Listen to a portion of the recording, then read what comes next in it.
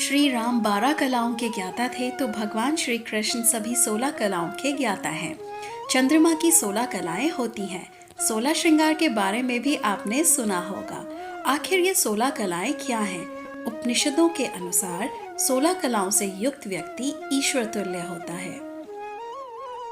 आपने सुना होगा कुमति, सुमति, विशित, मूढ़, शित, मूर्छित, जागृत, चैतन्य, अचेत आदि ऐसे शब्दों को जिनका संबंध हमारे मन और मस्तिष्क से होता है। जो व्यक्ति मन और मस्तिष्क से अलग रहकर बोध करने लगता है वही 16 कलाओं में गति कर सकता है।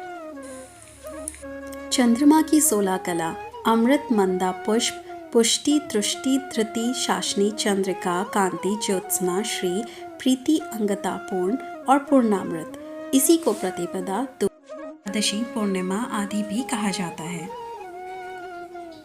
उत्तरोक्त चंद्रमा के प्रकाश की 16 अवस्थाएं हैं। उसी तरह मनुष्य के मन में भी एक प्रकाश है। मन को चंद्रमा के समान ही माना गया है, जिसकी अवस्था घटती और बढ़ती रहती है। चंद्र की इन 16 अवस्थाओं से 16 कला का चलन हुआ। व्यक्ति का देह को छोड़कर पूर्ण प्रकाश हो जाना ही प्रथम मोक्ष है। मनुष्य मन की 3 अवस्थाएं। प्रत्येक व्यक्ति को अपनी 3 अवस्थाओं का ही बोध होता है, जागृत, स्वप्न और सुषुप्ति। क्या आप इन 3 अवस्थाओं से अलग कोई चौथी अवस्था जानते हैं? 3 अवस्थाओं से आगे। 16 कलाओं का अर्थ संपूर्ण बोधपूर्ण ज्ञान से है। मनुष्य ने स्वयं को 3 अवस्थाओं से आगे कुछ भी नहीं जाना और न समझा। प्रत्येक मनुष्य में ये 16 कलाएं सुप्त अवस्था में होती हैं, अर्थात इसका संबंध अनुभूत यथार्थ ज्ञान की 16 अवस्थाओं से है। इन 16 कलाओं के नाम अलग अलग ग्रंथों में भिन्न भिन्न मिलते हैं। 16 कलाएं दरअसल बोध प्राप्त योगी की भिन्न भिन्न स्थितियां हैं। बोध की अवस्था के आधार पर आत्मा के लिए प्रतिपदा से लेकर पूर्णिमा तक चंद्रमा के प्रकाश की 15 अवस्थाएं ली गई हैं। अमावस्या अज्ञान का प्रतीक है तो पूर्णिमा पूर्ण ज्ञान का। भगवत गीता में भगवान श्री कृष्ण ने आत्म तत्व प्राप्त योगी के बोध की 19 स्थितियों को प्रकाश की भिन्न भिन्न मात्रा से बताया है। इसमें अग्निज्योति बोध की 3 प्रारंभिक स्थिति है और शुक्ल षणमासा उत्तरायण की 15 कला, शुक्ल पक्ष की 1 है। इनमें से आत्मा की 16 कलाएं हैं। आत्मा की सबसे पहली कला ही विलक्षण है। इस पहली अवस्था या उससे पहले की 3 स्थिति होने पर योगी अपने जन्म और मृत्यु का दृष्टा हो जाता है और मृत्यु भय से मुक्त हो जाता है। इन 16 कलाओं के नाम अलग अलग ग्रंथों में अलग अलग मिलते हैं। पहला, बुद्धि का निश्चयात्मक हो जाना। दूसरा, अनेक जन्मों की सुधि आने लगती है। तीसरा, चित्त वृत्ति नष्ट हो जाती है। चौथा, अहंकार नष्ट हो जाता है। पांचवा, संकल्प विकल्प समाप्त हो जाते हैं, स्वयं के स्वरूप का बोध होने लगता है।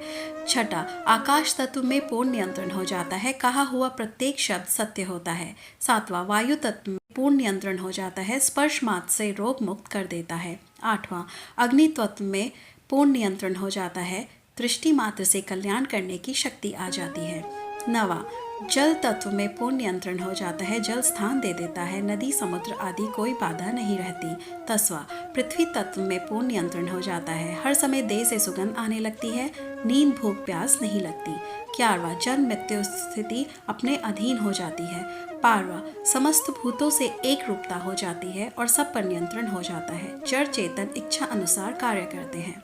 13वां, समय पर नियंत्रण हो जाता है, देह वृद्धि रुक जाती है अथवा अपनी इच्छा से होती है। 14वां, सर्वव्यापी हो जाता है, एक साथ अनेक रूपों में प्रकट हो सकता है, पूर्णता अनुभव करता है, लोक कल्याण के लिए संकल्प धारण कर सकता है। 15वां, कारण का भी कारण हो जाता है, यह अव्यक्त अवस्था है। 16वां, उत्तरायण कला अपनी इच्छा अनुसार समस्त दिव्यता के साथ अवतार रूप में जन्म लेता है, जैसे राम कृष्ण यहाँ उत्तरायण के प्रकाश की तरह उसकी दिव्यता फैलती है। 16वीं कला पहले और 15वीं को बाद में स्थान दिया है। इससे निर्गुण सगुण स्थिति भी सुस्पष्ट हो जाती है। 16 कला युक्त पुरुष में व्यक्त अव्यक्त की सभी कलाएं होती हैं, यही दिव्यता है। यह थी 16 कलाओं की जानकारी। जय श्री राधे। धन्यवाद। नमामीश्वरं सच्चिदानन्दं